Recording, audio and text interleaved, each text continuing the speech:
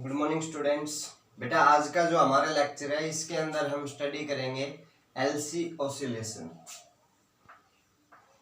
Heading डालें LC oscillation. सबसे पहले हम ये समझते हैं कि आखिर एलसी ऑसिलेशन क्या है। तो देखो बेटा, हमारे पास एक सर्किट होगा जिसके अंदर हम दो चीजें लेकर चलेंगे। फर्स्ट है इंडक्टर जिसका इंडक्टेंस है L। सेकंड है हमारे पास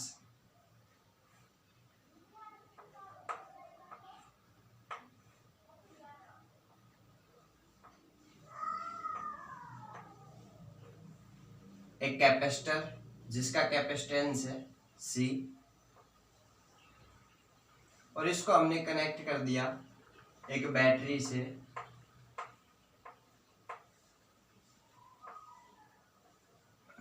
थ्रू ए की। ये हमारी की है K1, ये हमारी की है K2। क्लियर। अभी हम क्या करते हैं, स्टार्टिंग में K1 को क्लोज करते हैं। जैसे ही आप K1 को क्लोज करेंगे यहां से करंट फ्लो होगा। अब ये जो कैपेसिटर है, कैपेसिटर के अंदर ये जो बैटरी है इससे जो भी करंट जाएगा कैपेसिटर के अंदर यहाँ एनर्जी स्टोर होगी। क्लियर। हम लिखते हैं late V is potential difference between plate of capacitor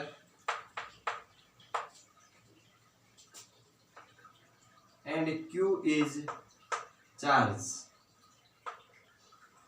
between plates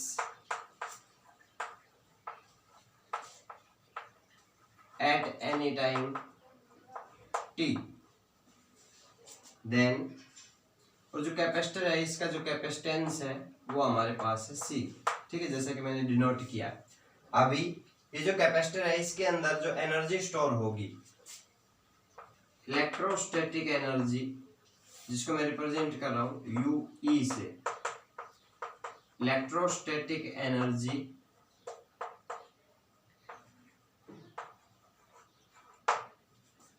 induce या stored between two plate of capacitor is equals to Q square upon 2C at that time if capital Q is total charge when capacitor is fully charged। जब capacitor completely charge हो जाता है उस समय capacitor की दोनों plate के बीच में जो टोटल चार्ज है वो है Q। तो जो इलेक्ट्रोस्टैटिक एनर्जी होगी वो होगी हमारे पास Q स्क्वायर अपॉन 2C। ठीक है, तो इस चीज को समझो। स्टार्टिंग में हमने क्या किया है कि when K1 is close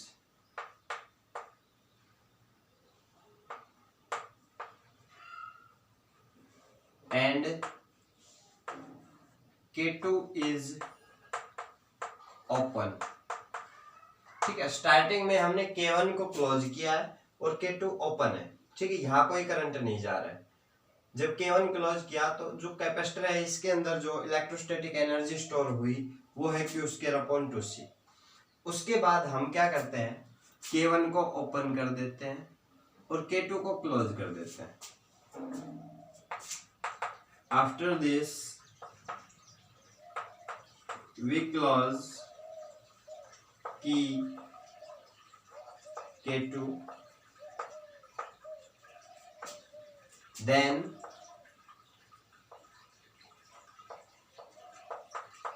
capacitor become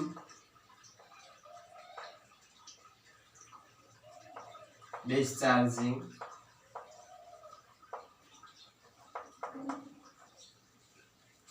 by flowing current I।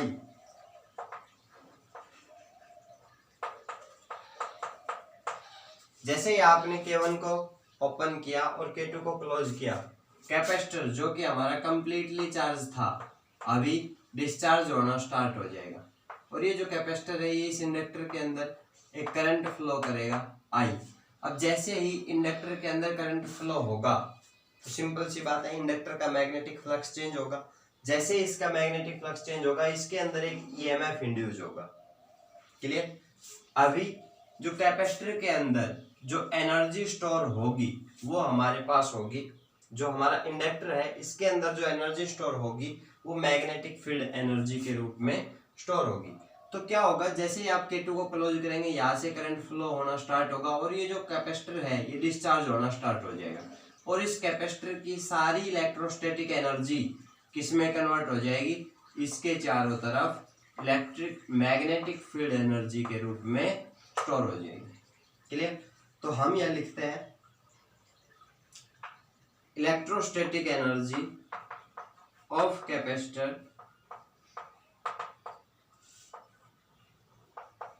completely converted into magnetic field energy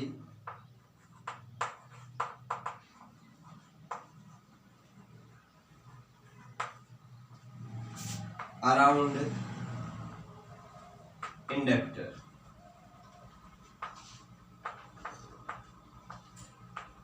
which is half Li²। ये जो हमारा कैपेसिटर है इसकी सारी की सारी एनर्जी इंडक्टर के अंदर स्टोर हो जाएगी इसकी मैग्नेटिक फील्ड एनर्जी के रूप में, जो कि क्या होगी UB which is equals to half Li²। उसके बाद क्या होगा कि कैपेसिटर कंप्लीटली डिस्चार्ज हो गया। जब कैपेसिटर कंप्लीटली डिस्चार्ज हो जाएगा तो इस कैपेसिटर इस इंडक्टर से करंट फ्लो होना स्टार्ट होगा इस साइड में। क्लियर? अब इस इंडक्टर की जो सारी मैग्नेटिक फील्ड एनर्जी है वो कैपेसिटर को चार्ज करेगी अपोजिट डायरेक्शन में। ठीक है? और ये जो मैग्नेटिक फील्ड एनर्जी थी ये कंप्लीटली इलेक्ट्रोस्टैटिक फील्ड एनर्जी के रूप में कैपेसिटर के अंदर स्टोर हो जाएगी। उसके बाद ये कैपेसिटर डिस्चार्ज होना स्टार्ट करेगा और अपोजिट डायरेक्शन में फिर ये इंडक्टर के अंदर एनर्जी को स्टोर कर देगा। यानी बेसिकली अगर हम बात करें तो क्या हो रहा है, एक बार हमने इस कैपेसिटर को चार्ज किया, हमने सिर्फ एक बार इस कैपेसिटर को एनर्जी दी और उसके बाद ये जो एनर्जी दी है ये बार बार एक बार L के पास गई, फिर C के पास आई, फिर C से L के पास गई और फिर C के पास आई। यानी कि एक बार जो एनर्जी दी है वो L और C के बीच में, ये जो हमने एनर्जी दी है ये L और C के बीच में ऑसिलेट हो रही है। यहां से L के पास आई, फिर C के पास आ गई, अभी फिर से L के पास। यानी ये क्या हो रहा है, ऑसिलेशन हो रहा है। एनर्जी का ये जो ऑसिलेशन है इसी को हम LC ऑसिलेशन बोलते हैं। ठीक है? अभी ये जो ऑसिलेशन हो रहा है इसके हमारे पास बेसिकली दो केस हो सकते हैं। या तो भाई कैपेसिटर से और जब इंडक्टर के अंदर एनर्जी जाएगी तो या तो ये हो सकता है कि एनर्जी का कोई लॉस ना हो। ठीक है? तो अगर हम फर्स्ट केस लेकर चले, when no loss in energy, जब एनर्जी के अंदर कोई लॉस नहीं होगा उस समय हमें जो ऑसिलेशन मिलेगा वो कैसा मिलेगा, अनडैम्प्ड ऑसिलेशन।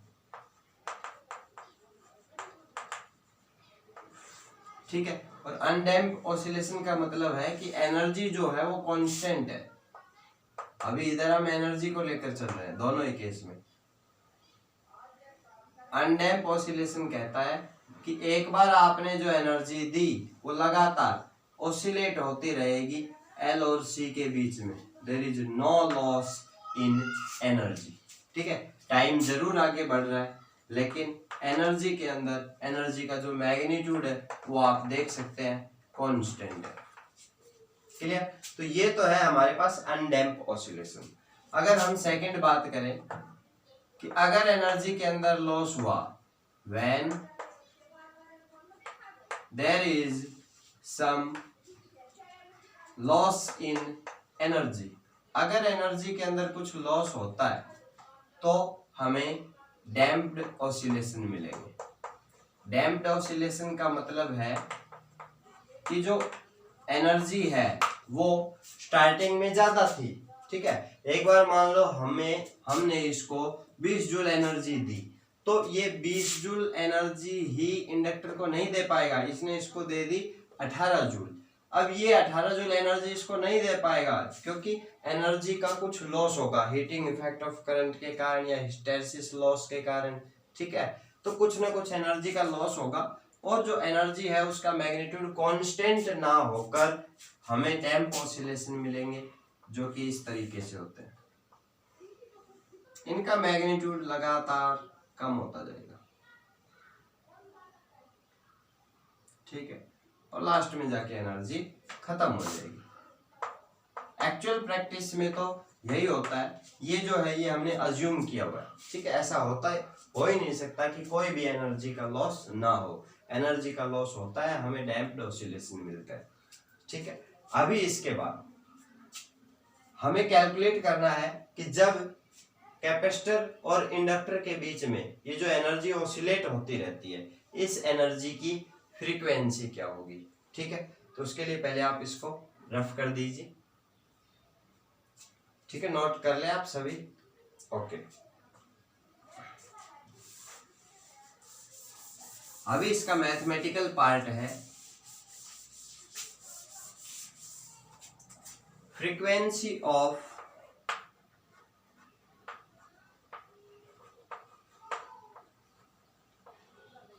एनर्जी ऑसिलेशन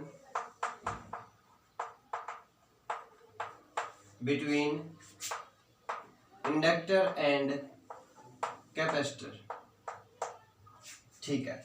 देखो बेटा, जब स्टार्टिंग में हमने इनको एनर्जी दे दी, क्लियर, तो जैसे ये दो पॉइंट्स हमारे पास बेसिकली, इन दोनों पॉइंट्स के बीच में ही कैपेसिटर है और इन दोनों पॉइंट्स के बीच में ही इंडक्टर है, क्लियर। यानी हम देख सकते हैं ये दोनों एक तरीके से पैरेलल में है, clear.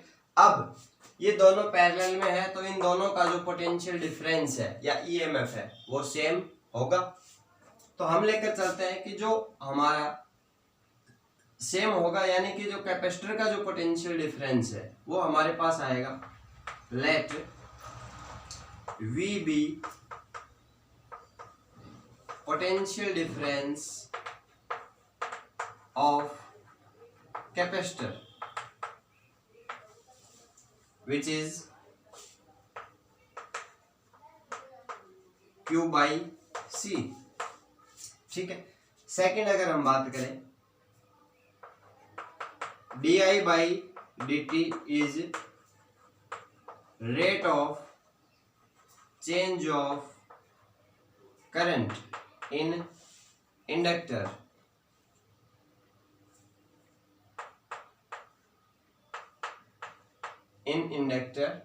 of inductance L, then potential difference between inductor या in inductor या EMF induced in inductor is equals to L di by dt, and as we know according to Lenz's law, the induced EMF always oppose rate of change of current, then negative sign।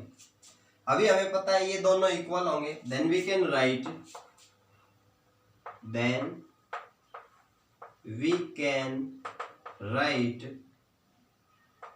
Q by C minus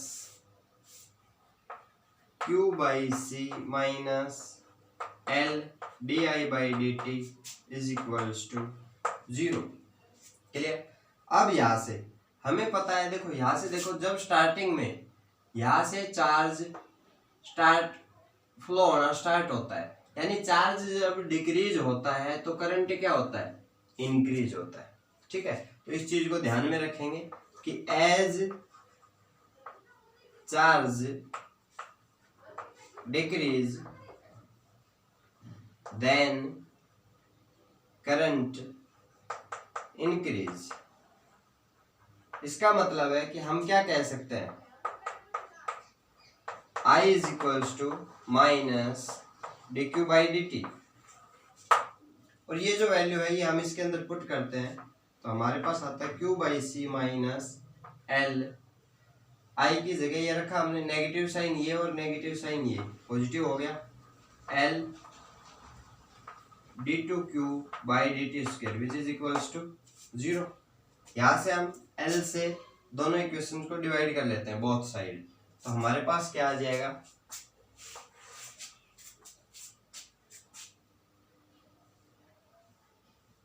d2q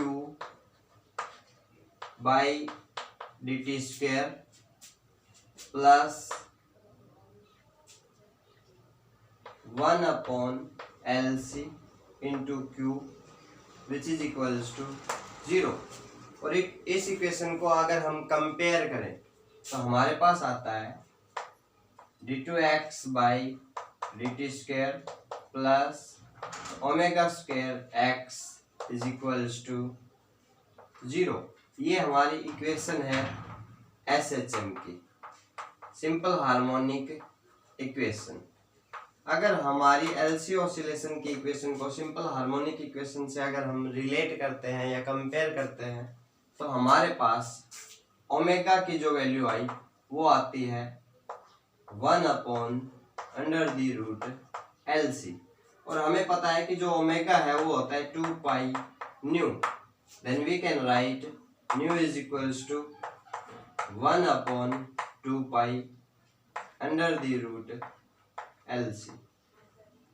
ठीक है, ये हमारे पास frequency होती है, this is the frequency of LC oscillation. ठीक है, आप इसको राइट डाउन कर सकते हैं। और इसके बाद हम इसी के ऊपर बेस एक छोटा सा न्यूमेरिकल लेकर चलते हैं। ठीक है, और उस न्यूमेरिकल के अंदर हमारे पास क्या है, आप इसको नोट कर लीजिए। ठीक है, इसके बाद मैं इसको रफ कर देता हूं। देखो, अभी हमें एक न्यूमेरिकल दिया हुआ है, जैसे कि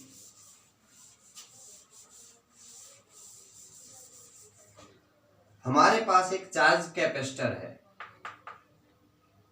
और जो कैपेसिटर है उसके अंदर जो चार्ज है वो हमें दिया हुआ है, चार्ज दिया हुआ है आपको 30 माइक्रो फैराडे। क्लियर? और चार्ज जो कैपेसिटर है वो एक 27 मिली हेनरी। ठीक है, जो हमारा कैपेसिटर है वो एक 27 मिली हेनरी इंडक्टर से कनेक्ट है। क्लियर? और साथ ही हमें दिया हुआ, हमें कैलकुलेट करना है what is the frequency of oscillation.